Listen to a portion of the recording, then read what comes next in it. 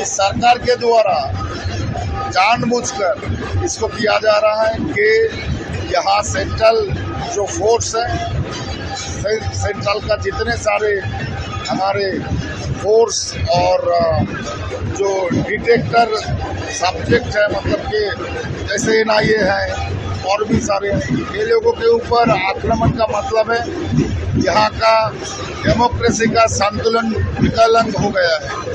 इसके लिए मैं इलेक्शन कमीशन को थोड़ा सूचित करना चाहता हूँ कि इस विषय पर नजर रखकर यहाँ और भी प्रोटेक्शन बढ़ाए, इलेक्शन फ्रेश एंड फेयर हो, इसके लिए भी मैं मांग करूंगा इलेक्शन कमीशन को। देखिए, NIA का पर हमला हुआ तो मुख्यमंत्री ममता बनर्जी उसको समर्थन किया, हमलाकारी का पक्ष में खड़ा हुआ।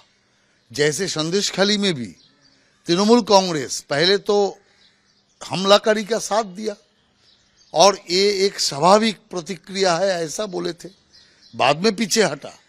और यहीं पर भी जो पूर्व मिदनापुर का हमला जो NIA का ऊपर हुआ, उस हमला में भी ममता बनर्जी साथ दे रहा है। जहां पर मुख्यमंत्री साथ दे रहा है हमलाकारी का, वहीं पर तो हमला होगा ही। इसीलिए उत्साहित होकर लॉकेट चैटर्जी के ऊपर हमला हुआ, काल दूसरा किसी के ऊपर हमला होगा, कारण ये हमला करा रहा है ममता बनर्जी ने। দেশের জন্য ভোট, ভোটের জন্য দেশ নয়।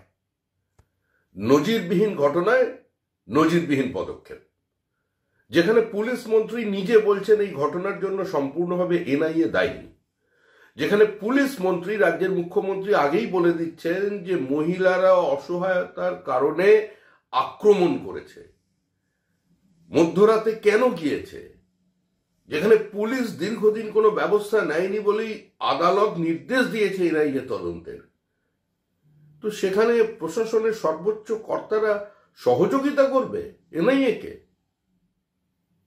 স্বরাষ্ট্র মন্ত্রককে? এটা আশা করা যায়?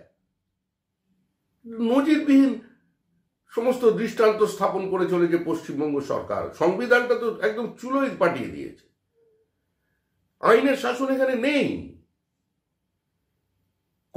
সাংবিধানিক ব্যবস্থা পরিকাঠামো ভেঙে পড়েছে, সেই জন্য সরাসরি ফোন করেছে, এটাই স্বাভাবিক। মানুষ তো বলছে এখন যে এই পুলিশকে রেখে নির্বাচন করা, শান্তি প্রতিষ্ঠা সম্ভব নয়। মানুষ চাইছে এখানে 355 ধারা প্রয়োগ করা হোক।